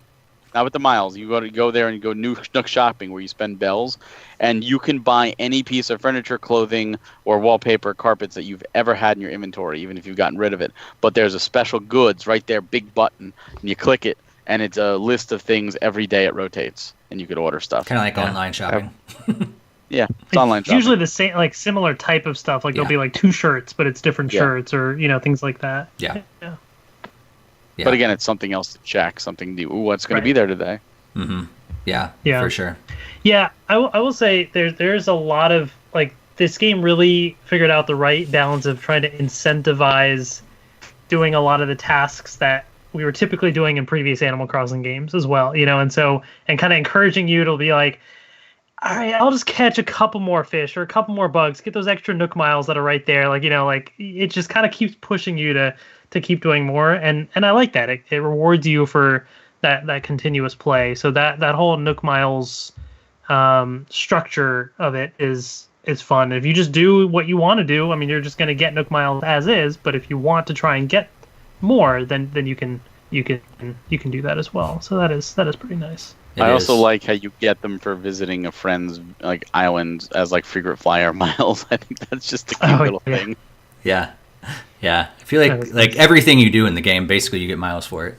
I always thought too, does it feel like to you guys that things are happening more often? I feel like I've seen the presents floating all the time now. It's constant, which is cool, but I'm I never remember them that much before. No, and it was a rarity. Yeah, there's definitely some of those things that are happening pretty frequently. And then there's some other things that feel like they're taking longer to get to. Mm-hmm. Like they're kind of and that's more, feels like purposefully, you build this and you have to wait. And I don't remember trees taking this long before, and especially to respawn fruit. I feel like in previous games it was the next day. Yeah. And here it's almost 2 days. Yeah. And it seems like it takes longer. 2 for your native one and 3 for non-native, I think. Yeah. Which made me nervous because I thought I did something bad. I was like, why don't I have new fruit anymore? Did I accidentally kill it? Did I kill off the fruit? Did I not know what I'm doing? Oh no. And then today the cherries finally came back. So I keep a fruit surplus just in my storage, just in case I need it for renovations. Nice. But I was keeping it in the storage, but then my storage ran out of space, so then I took it and sold it. Just drop them on the ground. You also throw it on the ground. Yeah. I thought it was interesting too that there's no, at least as of now, I would be surprised if there are any upgrades, but that the museum is just bam, all the way to full blown status overnight. And how in the world did they build that gigantic thing overnight? Because huge. The museum is freaking gigantic, and it's awesome. It's so cool. I want to actually visit it in real life, but it's so it's so big. This time, what do you guys think about the museum? God, it's so nice. I can't go back to any old museum in an old game now. It's so beautiful. So it's interesting that you mentioned that as well, because there's actually, I think there's some people that were looking at some stuff in the code of the game that were referencing things that aren't in the game right now. So there's a potential for future updates. I don't know how much people want me to say or not, but there's things from previous Animal Crossing games that are surprisingly not in this one, which is very frustrating because there's a bunch of stuff from old games that are not in this one. And there are some things that potentially might be coming back based on some references in the game's code. Are you talking future the cops updates and stuff like that, which are gone, and Cap'n and stuff like that? Well, or? There's a lot of characters and buildings and things that we had in previous games that might come back. Things like gyroids, there are no gyroids in this game, which is crazy. I just thought I hadn't found them yet. Well, Lloyd is a gyroid when you build it. Right. You know what? Things I'm like fine the with cafe, no gyroids. Oh yeah, the cafe. There's no cafe, Brewster. Brewster. So there's things like that there's one or two things at least that are referenced in potential code. So it gives me hope for the future that beyond just special events, them updating, they might actually update with bringing back other things from previous games, adding in new types of buildings and things to explore, expanding buildings, that kind of stuff. Yeah. I always wonder why the museum, when you walk in, like there's an upstairs right at the start, but it doesn't lead anywhere. Doesn't go anywhere, It's just yeah. upstairs. Yeah, Yeah. I exactly. In fact, the game's code references something museum related that a possible expansion. An art so museum. I think my wife said the same thing. I was like, Yeah, was there art in a previous game? Was there an art museum? I part? feel like there was, but I don't know for sure. Because I remember actually, I got the bugs and the fish and stuff like that, and I was telling my wife that I was like adding them to the museum, and she's like, "It sounds more like a zoo to me." There was art. There was yeah, art it was before. red. Yep. Yeah, there was red. It was there, so you had to buy like the legit one and not the counterfeit. And Yep. You had to know, and yeah, that's right. There was an art Yep. part of the museum. Yep. And Oh my god, it I looks- forgot about that. Yeah, and I feel like other things that pop up a lot too. It seems like there's messages in a bottle like every day. I don't remember that happening before. Was it every day? Well, because it's recipes now, so Okay. it's fine for every day. Okay. So there's some. Before it was usually just a gift. Okay, so it's like that, and I forget what's his name, the bird that like lands on the beach all the time. And Gulliver. I feel He's like there. he's like landing all the time as well. Really? Like every other day, I feel like he's there. I've only had him twice. Oh, really? I've seen him at least 3 or 4 That's times. what I'm saying. Every day, like today, So- I had CJ for the first time. Like it's always random. It's always different, and every Yeah. island is different. Yeah, Which I like. I like that there's a randomness to it. yeah. You know? I do miss. I forget. Was it in New Leaf that had the area that you could go to for like games and stuff that you could play? That's what I wish we had in this, because I was like, it'd be really cool to like get some people from NintendoFuse together and go to an area online and play some of those games together or something. But that not being there right now, that's one thing that I would love to have in a future update. One thing I missed from New Leaf was the dream world, where you actually got to go and visit other people's houses, see what they had, and then order the stuff they had. Yeah. Because it's so frustrating, like in this game, where it's like, oh, I see what you have, and yeah, they can actually order it and send it to you, but you got to communicate with them and hope they'll do it, and you can only send 2 items per day. So it's like, oh man, I love that dream world, because I was able to mismatch and get ideas and really just, you know, make my own place. And it was accelerated because it went quicker, but it was also just really cool. So I hope they bring that feature back. Yeah, that'd be cool too. Yeah, I forget like how big of a game New Leaf really was. Like there was a lot in that game. Oh yeah.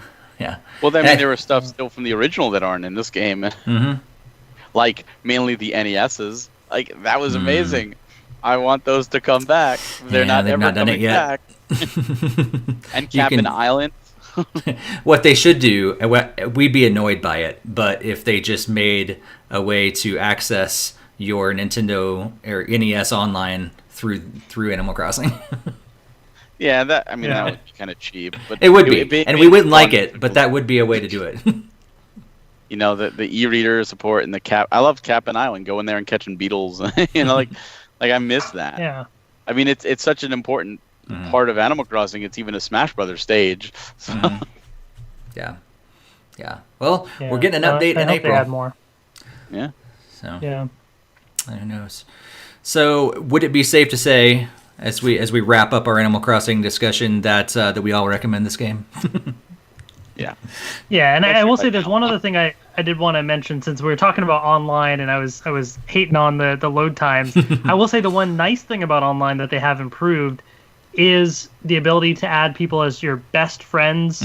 And so in a couple different ways. So one that restricts other people from like screwing up your island with like, you know, digging stuff up and using axes and stuff. But also you can message your best friends even when you're not on their islands. Yes. So I'm messaging my friends asking for their turnip prices, and they're responding back, and they're like, oh wait, can you open your gates? And then you come over to see them. It's fantastic. And that's really nice. But also the Nintendo Switch app lets you type to use the text, which is great. And I actually have used the voice chat in the app a couple times. Oh my And god. it's very seamless and easy.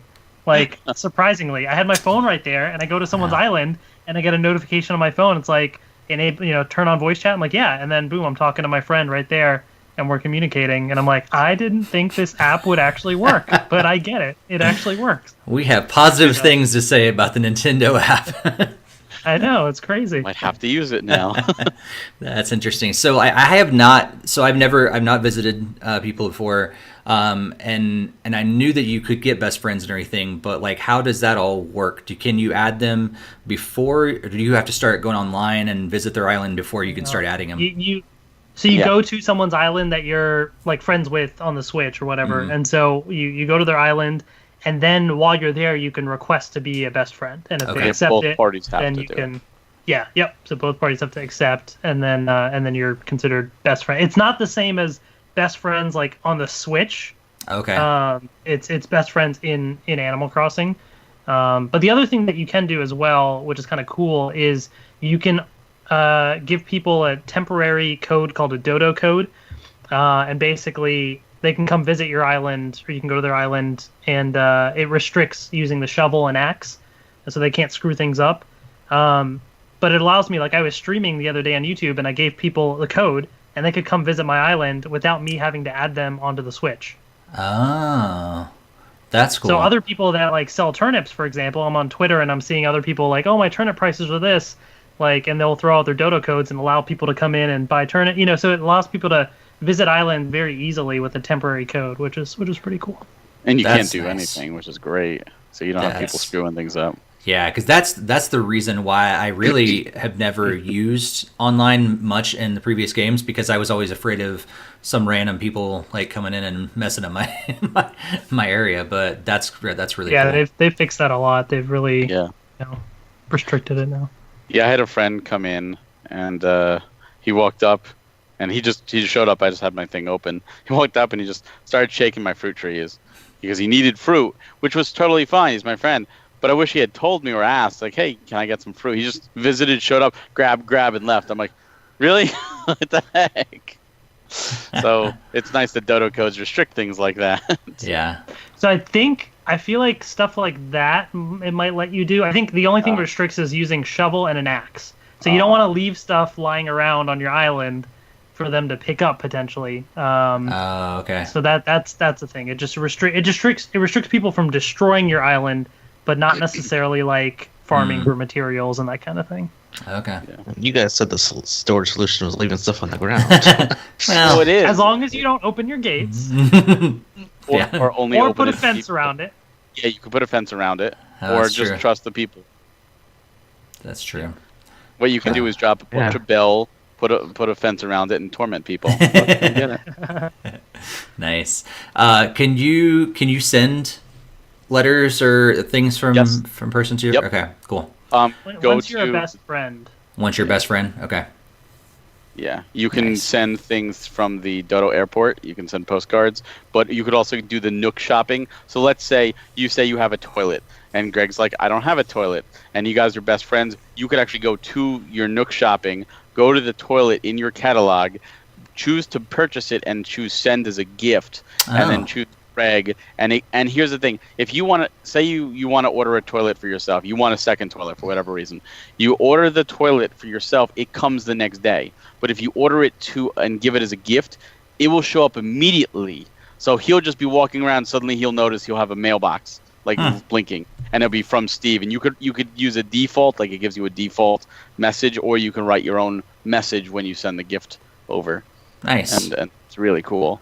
Nice. So really, you can open up your catalog. So if you could actually put a message out like, "Hey, I need a sofa.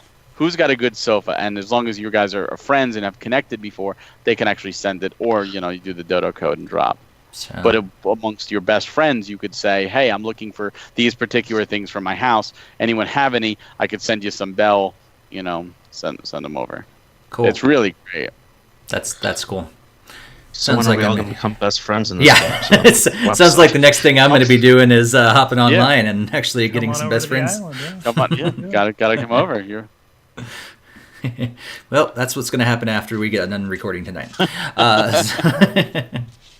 Well, we need to wrap it up for Animal Crossing. But I feel like you guys got a pretty good idea of what we think about this game, and this is a perfect time in the state of the world to go get Animal Crossing for sure.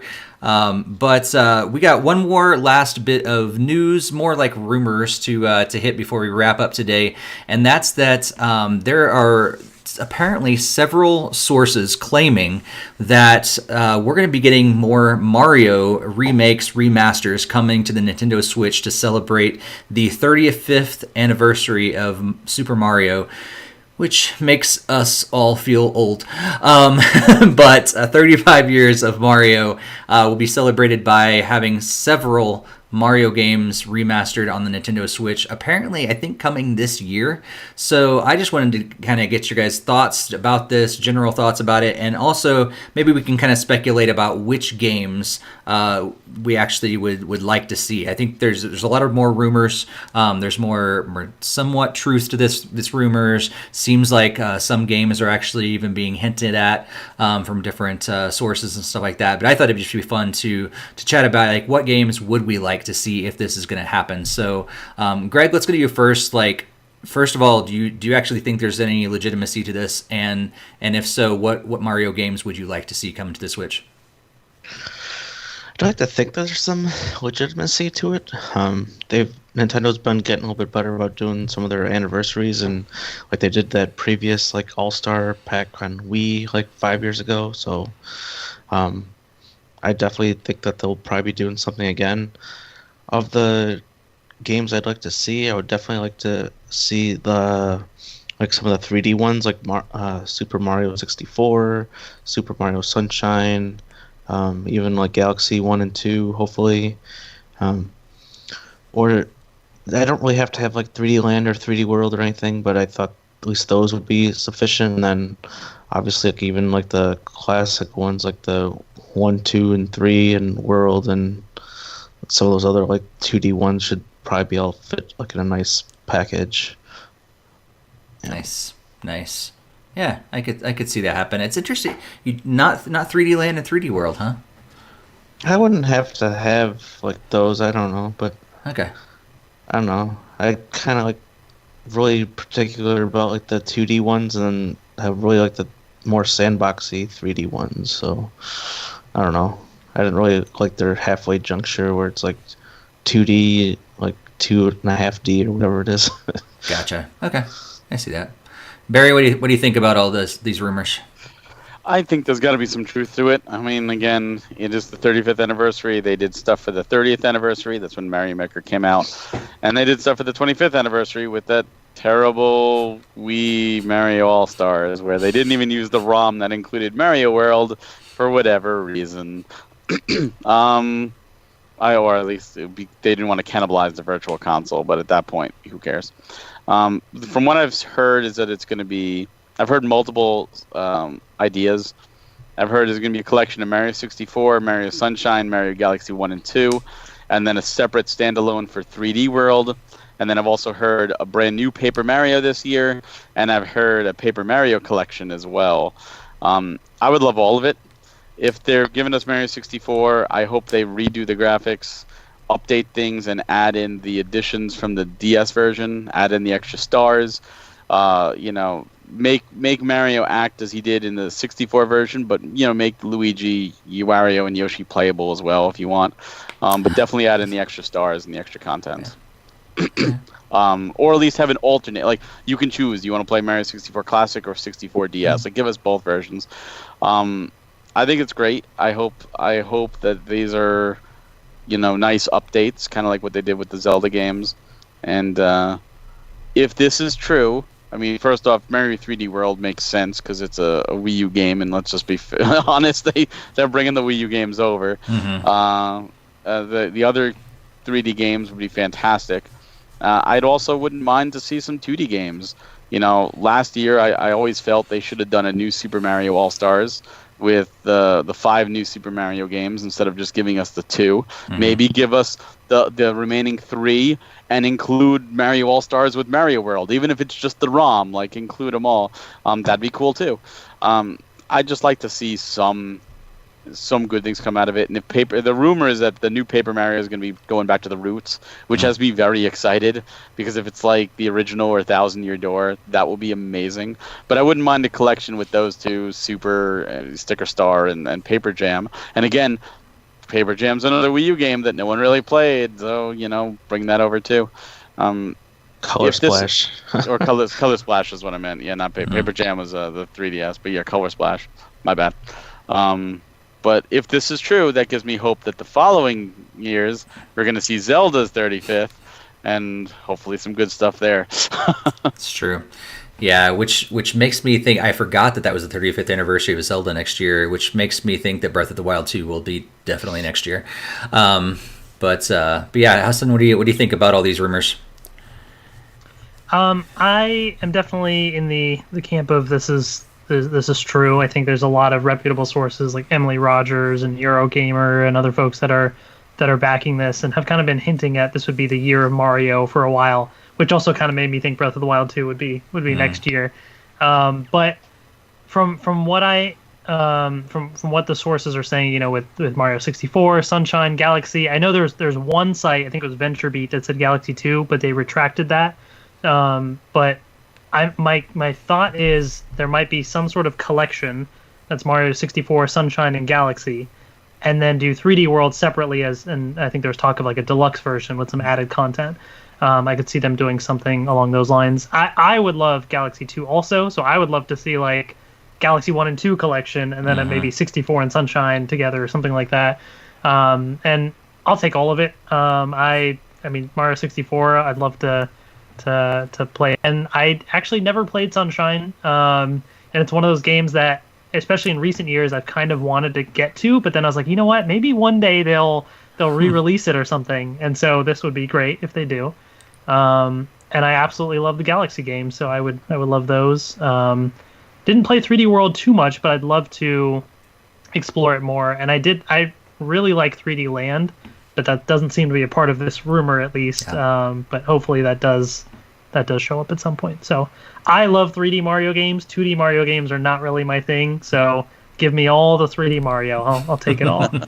I feel like 3D World's one of those titles that when it was first shown off, everyone was like, this isn't the 3D Mario we wanted. And then it came out, and at first it was like lukewarm, especially on the Wii U. But like over time, people have started to appreciate that it really is an amazing game, really good, and a lot of fun. And even I did when it first came out. I played it at launch, and I was like, "This is fun," but I didn't really get into it until months later. And then I'm like, "Wow, this game is really amazing!" And I, 100%ed it.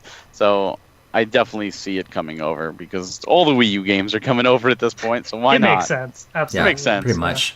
Might as well. They're great games that not very many people played. So, yeah, I agree with all you guys. I think it probably is. There's a lot of truth to these rumors. What we actually see, who knows? I would like to also see some collections. I'd love to see some remasters of, Mario 64 really does need to be remastered to be kind of really cool. What they could do with that if they put some modern graphics on that. Such a huge fan favorite.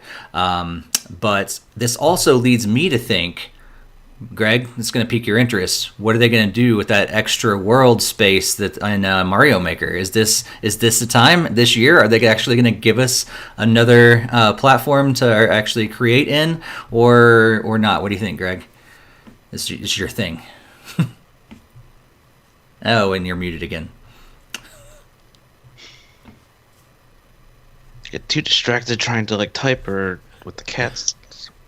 But yeah, this is definitely up my alley. I would definitely love a Super Mario Maker inclusion in it. Even if it's just an update to the second game, that'd be great as well. But having another game with even more options, that would be really cool too. Yeah. Or even if it was a 3D builder or whatever. So. Yeah. What if we actually got a 3D builder? Oh, that could be dangerous. Well, I don't know if you guys have seen what people have done with Dreams on the PS4, where they did some Mario 3D stuff, and then Nintendo actually shut it all down. I think they have to wait for the next version because then it'll be Super Mario Maker 3D. Probably gonna happen. They have to wait for the sequel. I see what wait you for did the there. Switch 3D. You're bringing us all back to the PlayStation 1 and N64 and Saturn era when everything was moving to 3D. And they all did that Earthworm Jim 3D, right. Bubsy 3D. I know. Dreamed up distance. Oh, yeah. That's... Yeah. But yeah, I guess, I mean, who knows? Maybe those are the things that we're going to find out in a eventual Nintendo Direct, maybe, or maybe just an E3. Who knows? But it does seem like there's a lot of truth to these rumors. What we actually see, we'll find out, because I think there's some people that say they think they've got it figured out, but I think there's still maybe some confusion around that because they're not all saying the same things. But I think what you guys have said so far is there's probably going to be some of those 3D games. There's probably going to be some focus on Paper Mario, and maybe a collection or two. And I also would love to see an update for Mario Maker 2. I think that would be great. That I don't think I've heard that anywhere. I just think it would make sense. Maybe we'll get some more boards in Super Mario Party now. That's when the updates finally come. That would be great, but I'm not holding my breath on that one. We'll be updating the Mario Top 100. Oh man! All right. Well, thank you guys for joining us. We're going to talk about what we're looking forward to over the next couple weeks. But before we do that, I just want to thank you guys for joining us in the chat. Thanks for subscribing. Thanks for joining us on social media, our Discords. If you haven't done any of that, be sure you do that. Yeah, we have there's a few games coming over the next couple weeks, but nothing really stood out to me as I was looking over the list. I mean, we've had a couple games over the last couple weeks, but not a whole lot as I look over the next 2 weeks. Our next podcast is going to be on April 14th. And yeah, I see The Complex, which I think is something that you guys are, at least Greg and Barry are really excited about because, those are games that we have really loved, especially The Bunker. And it's, from the same guys that made The Bunker. And I didn't play The Bunker. Everyone knows how much we love that game. Actually, what was the other one that we did all three play? Trine, are you thinking about? No, not Trine. No. What was that video one with like the guy with the Late Shift? Late Shift. So Late Shift and Bunker liked made The Complex. So if it's more like Late Shift, it'd be pretty good. If it's more like Bunker, I don't want anything to do with it. But yeah, there's not a whole lot of big stuff coming up over the next couple of weeks. But I'd love to know what you guys are going to be playing until we talk again. So Hassan, let's go to you first. What are you excited about playing other than Animal Crossing over the next couple weeks, or is it basically just Animal Crossing? I was about to say I don't know when I'll be on the podcast next, but I feel like my answer will still just be Animal Crossing up until whenever that is. I feel like. Now I definitely want to purchase. Gosh, what's that game? Good Job, I think it was. Oh yeah, Good Job. Because that looked like a lot of fun, so I'll probably get that in the next couple weeks. And just try out that Ring Fit Adventure Rhythm game mode. Is that a free update? Yep. Awesome. Yeah, definitely. Yeah. When does it go live? It was already live. It's already out. Done. Yeah. Oh wow, damn. Yeah, with 17 tracks for free, which is really cool. Yeah. So nice. Yeah, I think the Ring Fit Adventure would be a great game to play while we're all quarantined. Like Greg was saying earlier, get some exercise while we're all sitting around. I mean, I've been doing like daily walks, but that's just at least get me out of the house. But if I wanted to supplement that with more exercise, I could certainly be loading up Ring Fit. That's true. Greg, anything else that you're looking forward to playing over the next couple weeks? As Hassan was saying, I'm also looking to probably get Lost Job, but nothing new that's at least releasing before the next podcast. So they'll just be on games that are already out now, like Animal Crossing, and hopefully Lost Job I can get into that, and hopefully also start up the Bravely Default 2 demo. Nice. Yeah. Nice. Definitely. Barry, what do you think? I am, besides Animal Crossing, I'm going to be hopefully doing the Bravely Default 2 and the Trails of Mana demo, getting those out of the way. Maybe a little more Panzer Dragoon, maybe. I also plan to... I don't know. Mega Man ZX Advent. I definitely want to do that. And I've been toying around. This is going to sound strange. Because I have a feeling that things are really going to slow down now. Not only with physical releases, but also digital. I think we really haven't hit that effect yet of this because a lot of these games were already greenlit. They were already in the pipeline.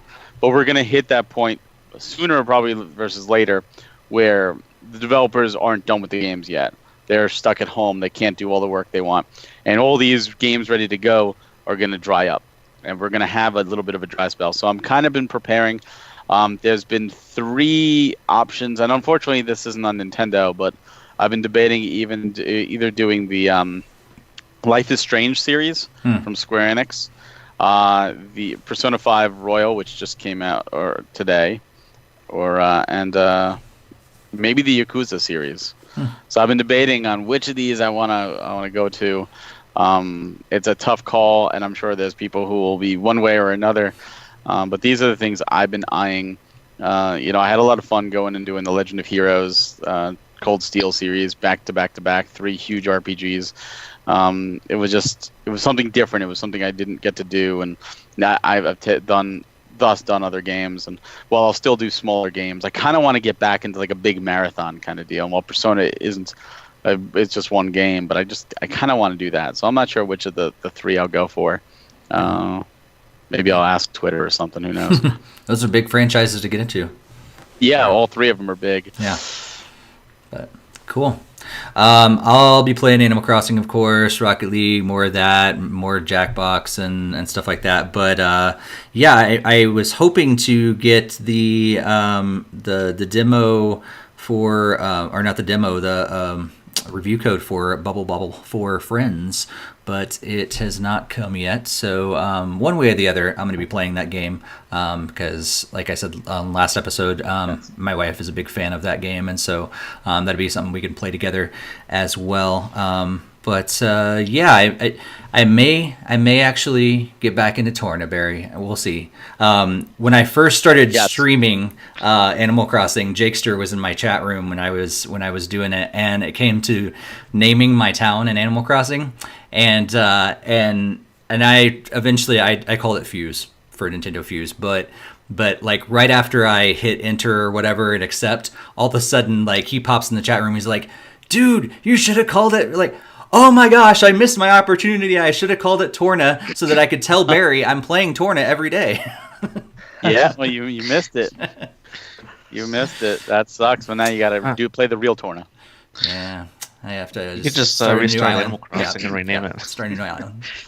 Actually, that's something I do want to ask you guys quickly too, because seeing that trailer for Xenoblade Chronicles Definitive Edition, is this something you're actually going to go and give it a second try and, does this excite you? Because you guys need to play that game. It's amazing on so many levels. I've already played it twice. I don't need to triple dip on this. You didn't play it fully though. You just started, didn't like the battle system, and stopped. Yeah, I need to. It's called trying it out and not liking it. If it was a demo, it would have been the same situation. Yeah, I think they're probably updating the battle system. I heard they will, but no, only because I still have to finish Torna, and I still have X that I haven't finished yet as well. And I would rather, I need to go back and finish those 2 games before I start another one. You're so close on Torna. You do some side quests and you beat the game. That's all you have to do. I'm really far away from beating X. But yeah, I feel like it wouldn't be a good use of my money to buy another Xenoblade game and when I have 2 sitting here that I haven't finished yet. Hopefully when you finish Torna, you actually play 2 because it leads into 2. Maybe. We'll see. So if he finishes Torna, then he'll only have 1 to play, and That's then right. he can get Xenoblade 2. I just gotta fire up my Wii U. Wii U. It is set up. I haven't turned it on in a long time, but it is set up in my bedroom. So is mine, but I haven't touched it in a while, and there's not much reason to. X is one of the few games left on it, but you're not going back to it. It's much easier just to go to that eShop if you want, since you're so against physical copies, and download Xenoblade Chronicles 2 right there. And there's a big stack of games right up there for Switch. I don't want to hear your big stack of we games. can't all have a museum the size of Blathers in our house. That's what Blathers needs. He needs your video game museum in there as well. Yeah, he does. All right. Well, thank you guys for joining us. Again, we're going to be back on April 14th for another live episode for episode 195. We're inching closer and closer to that 200th episode. Hassan, starting this like so long ago, did you ever think we'd get to 200 episodes? I was just thinking that when you said 194 at the beginning, and I was like, wow, like it's crazy that it's just been so many since then. So Yeah. That's awesome, that we've been able to keep doing this, and it's a great community, and I'm excited for more in the future. Yeah, for sure. And thanks for joining us tonight, Hassan. Appreciate it. Yeah, absolutely. People should go to your World of Ha on YouTube and subscribe to him there, and especially if you're into Mighty Morphin Power Rangers. Well, actually, all the Power Rangers and and all the other stuff that you do. What's like your newest cool thing that you've been posting about? I did a couple of Animal Crossing streams, so that's been fun. But yeah, just trying to. I actually haven't posted too much lately because just been playing a lot of Animal Crossing as well. So that's kind of taking my time away. But gonna get back to doing some more fun videos. So Cool. yeah, should be good. Cool. And Barry's been hopping around and being on other podcasts as well. You just went on a big rant the other day. Where can people find the other podcast? Yes. So you can also find the Switch Mania Playcast and all the podcast streaming searches just like this on like Apple and stuff like that. You could also go to HagensAlley.com where you can also view the podcast there. Yeah, my big rant actually might be inspiring a video I do for NintendoFuse. I've been debating it. It's one of those. I've been lazy, extra lazy due to this quarantine. Do I really want to do it? But I might do a giant rant video again. Not necessarily a giant rant video, but an educational video that I hope Nintendo of America sees because it's a real eye opener. Nice. But nice. We'll see. We'll see how motivated I can get. Nice. Greg, I know you've talked about streaming. Is the quarantine finally going to make it happen? I want to see your streams. Yeah. Yeah, I just need to get all that set up, I think. Yeah. I do have the card, that Elgato card, still around, and now that the office is kind of getting like reorganized, like this is entirely all like reset up, and we still got to get more. We want to get some different furniture in here, so. Are you able to do that right now? Well, I mean, we're in Amazon. the planning phases right now, so. Yeah. So if it's like, oh, we like the furniture, just boom, add the cart, boom, comes to the door. Just go to Nook's shop and get it and build it yourself. That's right. Exactly, yeah. I'll See, go even sit at that the. you can't do. I wish I could be like him. I mean, that'd be Right. great. Just sit at the table, go boom, boom, boom, just throw these things in there. Oh, look at this! I got a huge desk. Like, That's right. just Yeah. 5 seconds, boom, build the desk. So Just yeah, go you outside, can, collect some sticks, and get a tree. that's all you need. Sticks and a stone. That's all right. Occasionally some iron, make it stronger. Yep. All right. That might be Well, hard to find, though. yeah, it's probably true. You need to hit some rocks. So you can find me at various places. I'm streaming some of my own channel as well, Animal Crossing right now. But yeah, thank you guys so much for tuning in. Follow us on social media. Join our Discord. Again, all that stuff is in the descriptions down below. And we'll see you next time, April 14th. We'll be back again. See you then. Have a good one. Take care, everyone.